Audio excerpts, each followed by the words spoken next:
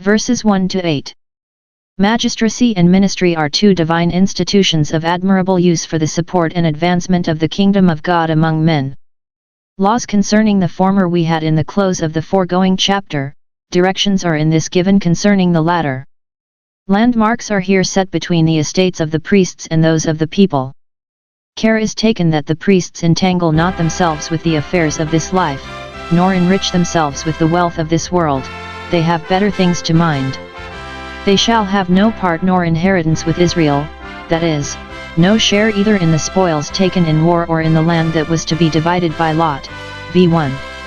Their warfare and husbandry are both spiritual, and enough to fill their hands both with work and profit and to content them. The Lord is their inheritance. v2. Note, those that have God for their inheritance, according to the new covenant, should not be greedy of great things in the world, neither gripe what they have nor grasp at more, but look upon all present things with the indifference which becomes those that believe God to be all-sufficient. Care is likewise taken that they want not any of the comforts and conveniences of this life. Though God, who is a spirit, is their inheritance, it does not therefore follow that they must live upon the air. No. The people must provide for them. They must have their due from the people. v3. Their maintenance must not depend upon the generosity of the people, but they must be by law entitled to it. He that is taught in the word ought in justice to communicate to him that teaches him, and he that has the benefit of solemn religious assemblies ought to contribute to the comfortable support of those that preside in such assemblies.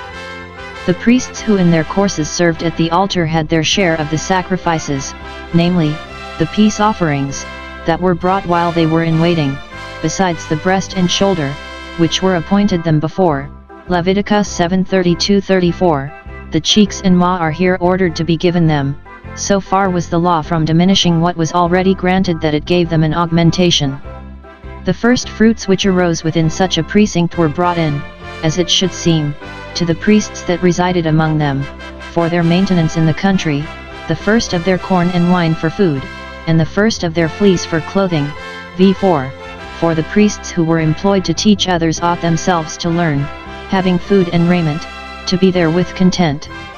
The first fruits were devoted to God, and he constituted the priests his receivers, and if God reckons what is, in general, given to the poor, lent to him, to be repaid with interest, much more what is, in particular, given to the poor, lent to him, to be repaid with interest, much more what is, in particular, given to poor ministers. There is a good reason given for this constant charge upon their estates. v5. Because the Levites were chosen of God, and his choice must be owned and countenanced, and those honored by us whom he honors, and because they stood to minister, and ought to be recompensed for their attendance and labor, especially since it was in the name of the Lord, by his warrant, in his service, and for his praise, and this charge entailed upon their seed forever. Those who were thus engaged and thus employed ought to have all due encouragement given them, as some of the most needful useful members of their commonwealth. The priests must not themselves stand in one another's light.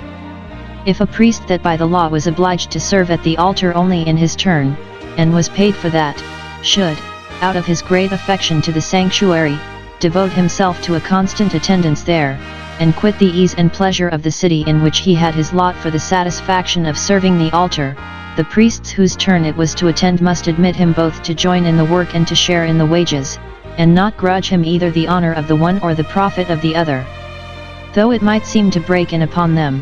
v6-8.